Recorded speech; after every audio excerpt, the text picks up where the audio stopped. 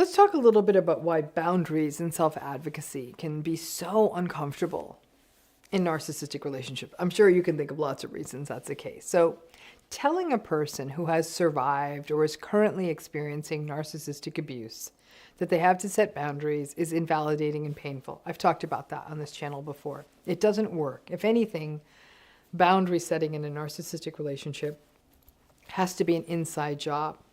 Then people talk about this idea of you need to advocate for yourself with a narcissistic person. Again, it doesn't work. It's a nice idea intellectually, but it does not work.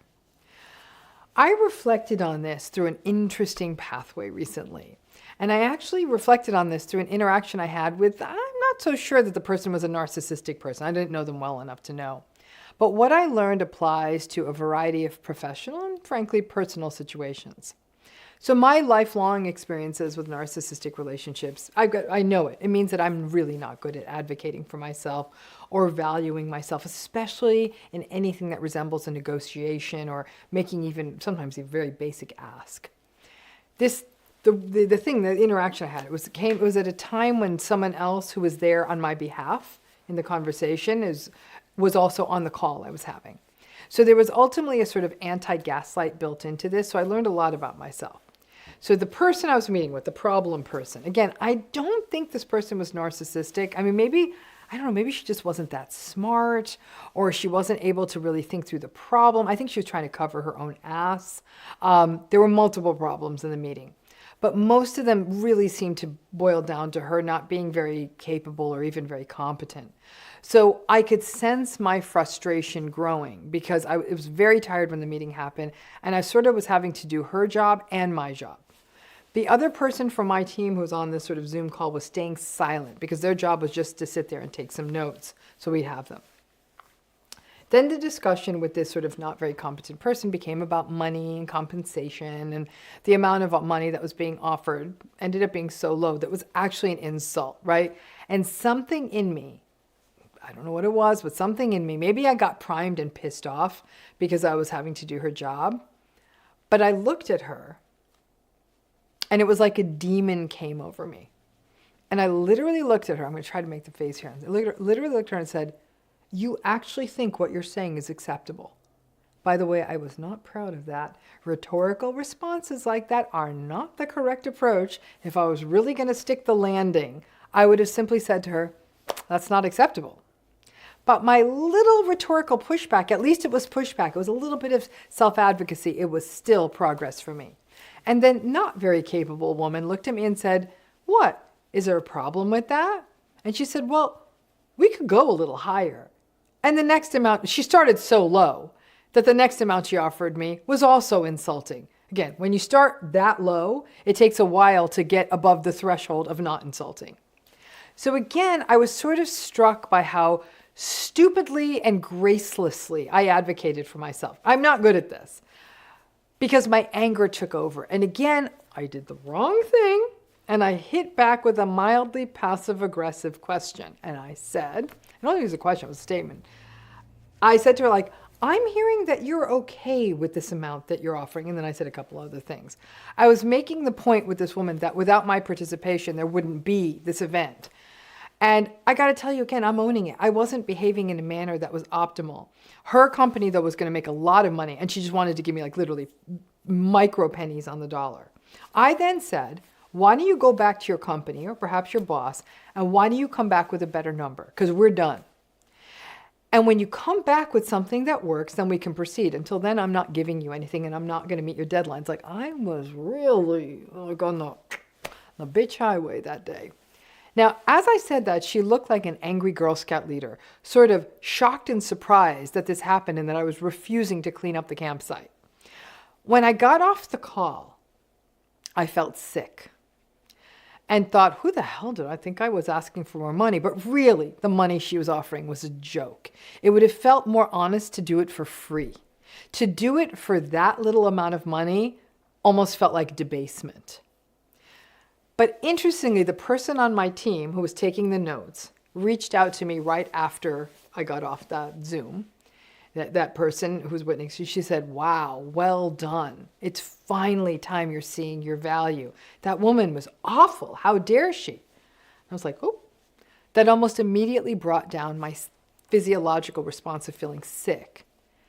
And what replaced it was straight up anger. And I got to tell you, that felt cleaner. Instead of wondering if I did the wrong thing, being angry at myself, I was actually angry at her conduct. And that was where the anger belonged. It took that useful emotion, anger, that was originally focused on me, cleaned it up, and put it on the situation and how this company was handling this.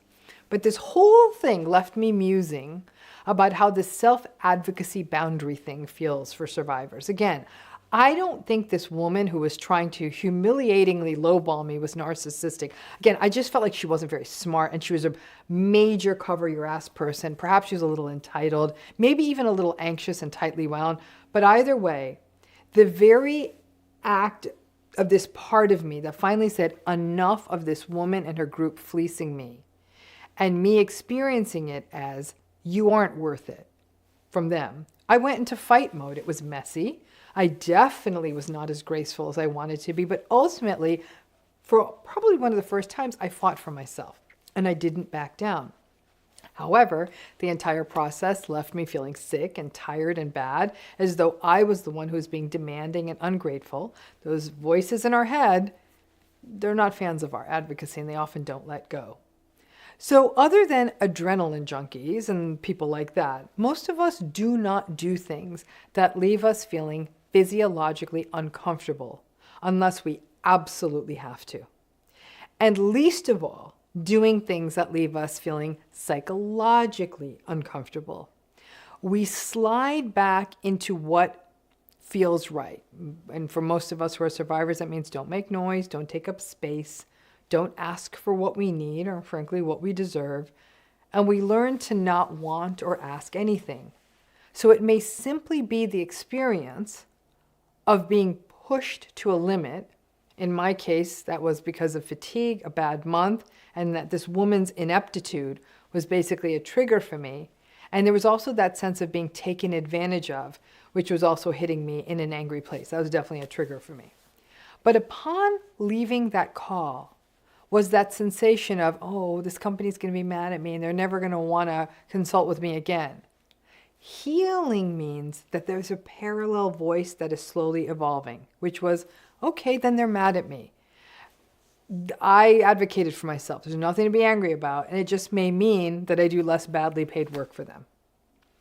The point of me sharing this story is that we often give tidy little feedback to survivors of these relationships, like set boundaries, advocate for yourself, know your value. But we rarely reflect on the idea that our bodies fight us on this. And that becomes a sort of loss of incentive to do this. I can either feel like shit now or I can feel like shit later when I regret not having taken a stand in that meeting. Perhaps healing is acknowledging that kind of both paths suck. And while one may initially seem harder, because we may be afraid of the catastrophic fallout of taking a stand and it feels physiologically awful, the old parts of ourselves, those are the old parts of ourselves that were designed to keep us safe when we were with a narcissistic or an antagonistic person, right? But it is ultimately a payout. But it's why I struggle with giving the boundaries self-advocacy advice. The blockages to doing that are so physically uncomfortable that then people feel shamed or like they have failed at healing or will never heal because they don't just sort of step up and magically start setting boundaries and fight for themselves. It's almost physically, it feels impossible to start. So who knows? Maybe for me, by sheer coincidence and happenstance, having that other team member there is what kept me accountable and honest to not completely giving in.